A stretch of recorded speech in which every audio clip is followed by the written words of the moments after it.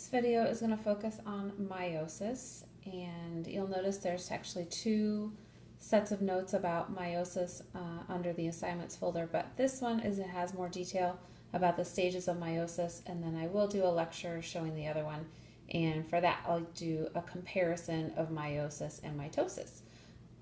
If you need a recap of mitosis, that is in the lab lecture called Cell Division. So here we go.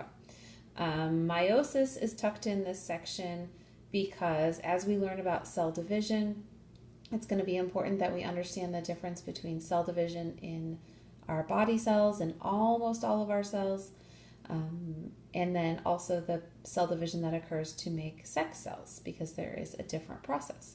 So just to recap where we are in cells that have a nucleus, and in that nucleus is chromosomes.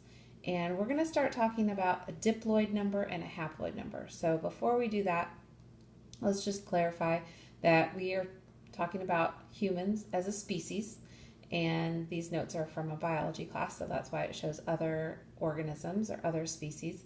And so for our human species, our chromosome number is 46. Now that's actually our diploid number. That means our full set of chromosomes, and that's what we would expect to see in each of our body cells.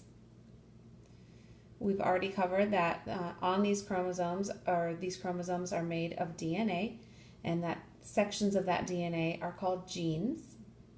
And we know that these genes control the traits. So when we look at how protein synthesis works, we know that it's just a section of DNA that is making a protein. Now that protein could be for the pigment of your eye color, it could be making freckles, it could be really anything, any trait that you can think of.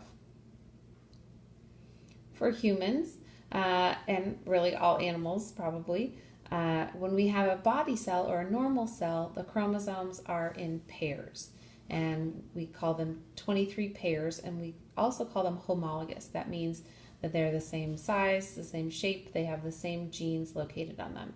And so if any time during the meiosis notes we talk about the chromosomes pair up in homologous pairs, this is what we're talking about.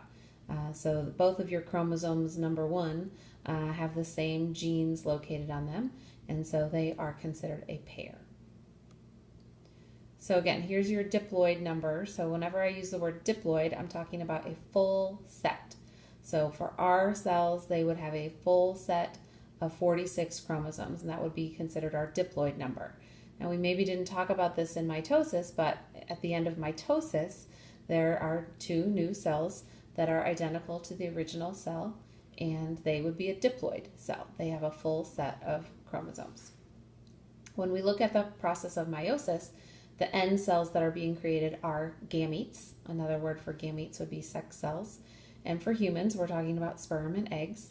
And so those cells can't have a full set of chromosomes because they are going to be fertilized at a certain point. So they must have half of the complete set of chromosomes. And so for our species, that number is 23, and we consider those to be haploid cells. So here's just kind of a picture view of what a normal human diploid cell looks like compared to, there's a sperm cell, and that would be a haploid cell. So again, we're going to use the word gamete quite a bit, and that's kind of a biology word, but sex cell is fine. In humans, we're talking about sperm and eggs, and we know that when the sperm and the egg fertilize each other, then that results in a zygote. A lot of times you'll see the phrase restores the diploid number, and that just means that each gamete is haploid, and so when they fuse together during fertilization, then the resulting zygote is diploid again. So this is just a little recap for you to quiz yourself on this new vocabulary. And now we're going to look at the process of meiosis. So the process of meiosis is very similar to mitosis.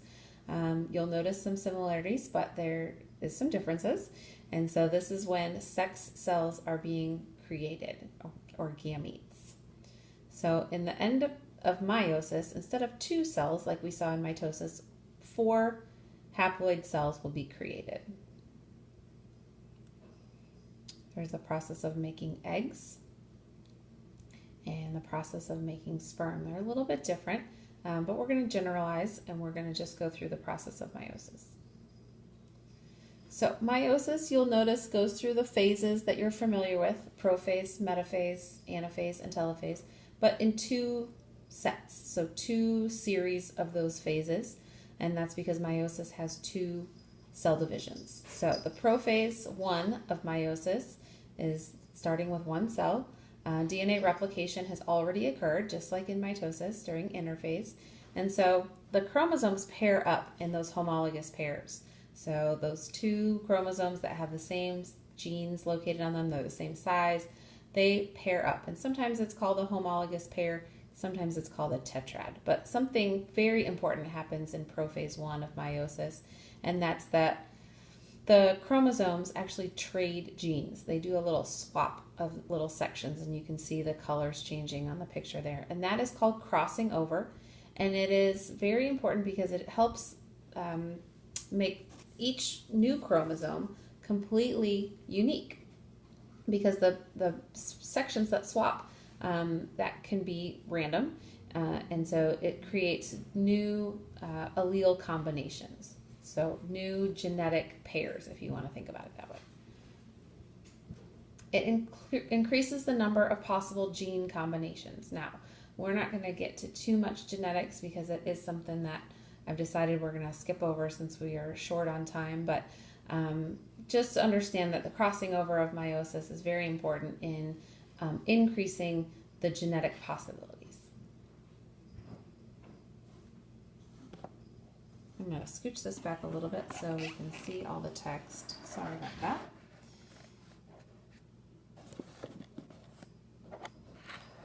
Okay, so next after prophase 1, we've got metaphase 1. And for each of these phases that end in the number 1, you'll notice there's just one cell, which is fine. That's what you would expect, but you'll see why I'm mentioning that here in a little bit. So metaphase 1 occurs after prophase 1, and the homologous pairs line up in the middle, just like they did in mitosis. But here they're lining up in pairs. So paired homologous chromosomes line up across the center of the cell.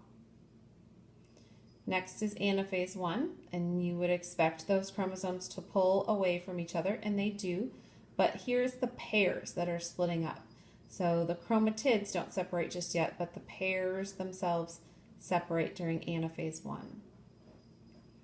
Telophase 1 makes a little clump of chromosomes, just like in mitosis, and then after that, going backwards, sorry. After that, the cytokinesis follows, and you have two new cells. But we're not done with meiosis just yet. We have to go through all of those phases one more time. So the second cell division, or the second, sometimes it's called mitotic division, is called meiosis 2. And so now our phases are going to have a 2 after them. And you can tell those apart from the first set of phases because there's two cells going through these phases. So if you look at your picture there, that's going to be prophase 2. And I can tell that because there's two cells.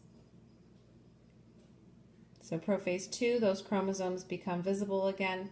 They are not in pairs because the pairs have already been separated during meiosis 1. Metaphase 2 looks very similar to metaphase of meiosis. The chromosomes are lining up in the middle, but again, you notice that there's two cells. Next is anaphase 2. Those chromatids separate. And then telophase 2 is when we have separate nuclei, and then is followed very shortly by cytokinesis. Now what's important to know here is if you look at the chromosomes in each of those 4 cells, notice that they have kind of a combination of the yellow and the red. That's showcasing that each of those cells is unique, and they are not identical to each other. They are also not identical to the original cell, and there's 4 new cells, and they are haploid, so they are half of the original number.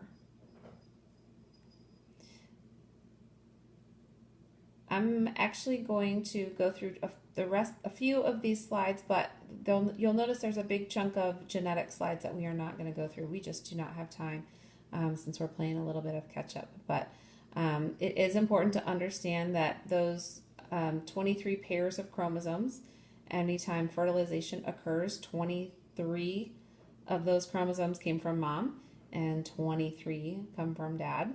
And so that is why you have a mixture of both of their traits. And if you're curious about this genetics, I would absolutely read through the section of it on your book. But again, like I said, we're just not going to have time to go as in-depth as we would have normally. That's what a karyotype looks like. It means that pictures of the individual cell with their chromosomes, pictures of their chromosomes organized. When we look at a karyotype, we can see if there's any abnormalities. Here's where we could see if there was an extra chromosome or a chromosome missing. And of course, there would be some effects based on that. In the other video about meiosis, we will cover mitosis and meiosis comparison.